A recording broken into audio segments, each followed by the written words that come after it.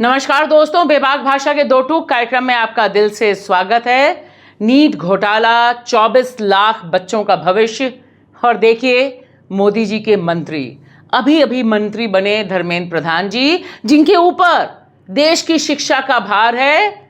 वह सबसे पहला शब्द क्या कहते हैं, सुनिए, बार बार सुनिए। There is no corruption. There is no corruption. There is no corruption. There is no corruption. अब सोचिए जरा कि अगर शिक्षा मंत्री को इस बात का 100% भरोसा है कि नीट में कोई घोटाला नहीं हुआ, कोई करप्शन नहीं हुआ, तब हम आप 24 लाख बच्चे और उनके पेरेंट्स, उनकी फैमिलीज किससे जस्टिस मांगेंगे?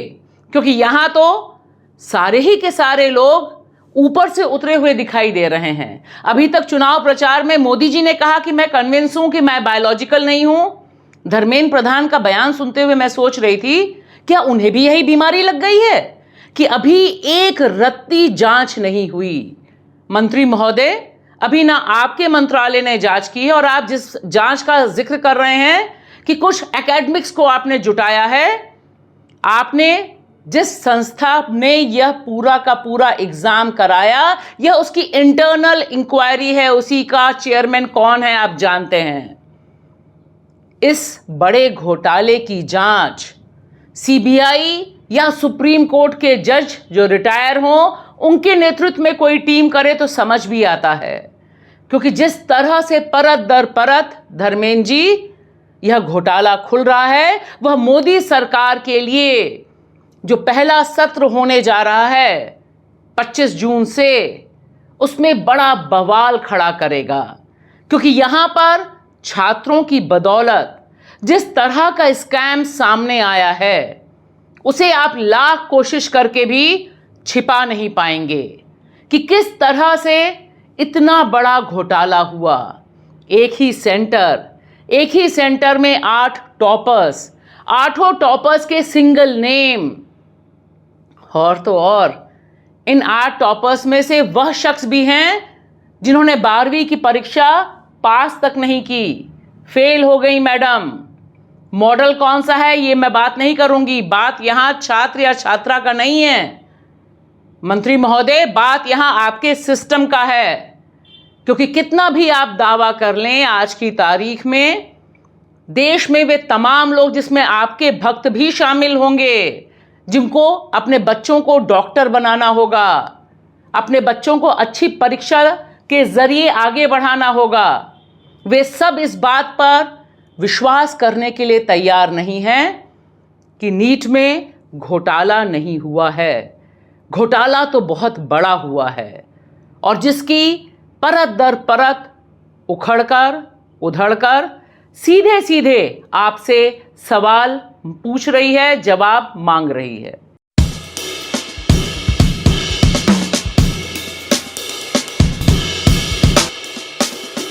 अब सोचिए मोदी जी और मोदी जी के मंत्री जी कि आप कह रहे हैं कि घोटाला नहीं हुआ, लेकिन सुप्रीम कोर्ट ने सबसे पहले कहा कि इस पूरी एग्जाम प्रक्रिया की पवित्रता नष्ट हुई है, सैंक्टिटी डिस्ट्रॉय हुई है।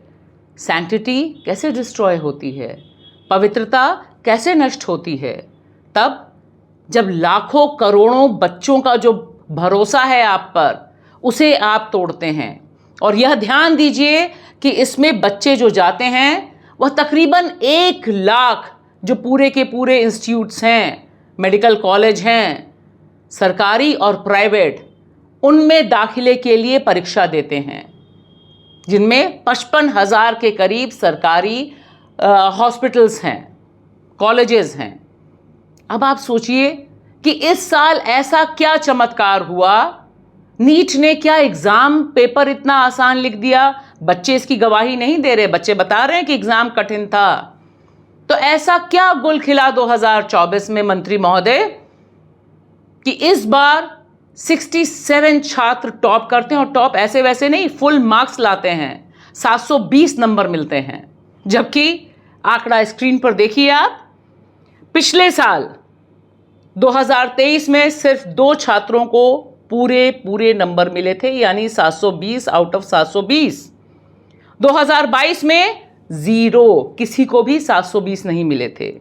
2021 में 3, 2020 में 2, यानी कुछ तो हुआ होगा। ऐसा क्या गुल खिला, कुछ तो हुआ होगा। क्या इस पे आपकी जिम्मेदारी नहीं बनती कि जब आज आप पहली बार मुखातिब हो रहे हैं तब आप अनाउंस करें कि हां हम जांच कराएंगे, दूध का दूध पानी का पानी होगा, जिसने गड़बड़ी की है वो जेल जाएगा। तब पता चलता कि आप दोषियों को बचाने के लिए तैयार नहीं। लेकिन सुनिए आप क्या कहते हैं। मैं पिछले दिनों में नीट में आपकी जानकारी के लिए बताऊं 24 लाख 24 लाख स्टूडेंट्स अपीयर करते हैं। अभी जो मसला जो सुप्रीम कोर्ट के सामने आज भी चल रहा है, सरकार ने अपना पक्ष रखा है उसमें, ये लगभग 1550 स्टूडेंट की है। ये लगभग 3 बड़े बड़े एग्जामिनेशन कराते सक्सेसफुली कराती है। कई प्रकार के स्टूडेंट्स उसमें पार्टिसिपेट कर। और यहां यह भी वीडियो बहुत ध्यान से देखिए।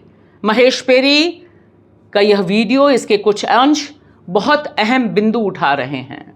वह बता रहे हैं कि पेपर लीक का मामला सिर्फ दिमागी खलल नहीं है। मई 4 को आपका एग्जाम मई 5 तारीख को हुआ था। मई 4 तारीख को एक न्यूज़पेपर रिपोर्ट आता है कि द पेपर लीक हुआ है शायद। 60 crore 60 crores was paid to have this paper exchange to students। ये टाइम आपको 600 मार्क पे 80,000 बच्चे मिले हैं। 8 बच्चों को टॉपर में मिल चुका है। पटना में बकायदा शिकायत हुई, 6 मई को FIR हुई, गिरफ्तारियां हुई। मंत्री जी, नीतीश बाबू आपके गठबंधन के पार्टनर हैं, थोड़ा फोन करके पूछ लीजिए कि क्या हुआ था पटना में, क्यों नीट पर जो पूरा का पूरा मामला और बवाल हुआ था उस पर FIR हुई थी, लोग गिरफ्तार हुए थे। 60 करोड़ रुपए में, जी हां 60 करोड़ रुपए में पेपर खरीदने की बात अखबारों में छपी थी। आपके हिसाब से ये घोटाला नहीं? क्या आपको सिर्फ अजीत पवार या बाकी पवारों के 7,000 करोड़ वाले ही घोटाले दिखाई देते हैं? यह खबर अखबारों में छपी थी मंत्री जी। आज कैसे इस पर आप व्हाइट वॉश या भगवा वॉश करेंगे, और वह भी अपनी टीम को बचाने के लिए, जिसको कायदे से आपको जवाबदेह बनाना है। और देखिए यह जो घोटाला है जिस तरह से बता रहा है कि 2024 में ऐसा गुल खिला कि 720 से लेकर 600 नंबर लाने तक जो नंबर में इजाफा हुआ है छात्रों का, वह तो जबरदस्त है। आंकड़ों के मुताबिक 3 गुना से 56%, 56% इंक्रीज है। 600 नंबर जिनके आए हैं वो तकरीबन 80,000 बच्चे हैं, जबकि पिछली बार 26,000 बच्चे थे।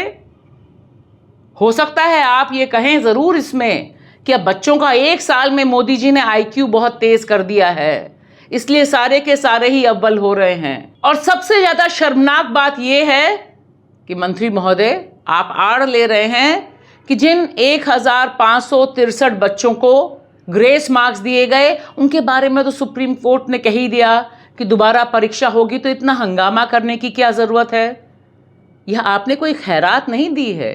ये वे छात्र हैं जिनके साथ गड़बड़ी हुई थी और जिन्होंने अदालत का दरवाजा खटखटाया था मंत्री महोदय कि हमें देर से पेपर दिया गया, इसलिए हमें ग्रेस मार्क्स मिलने चाहिए।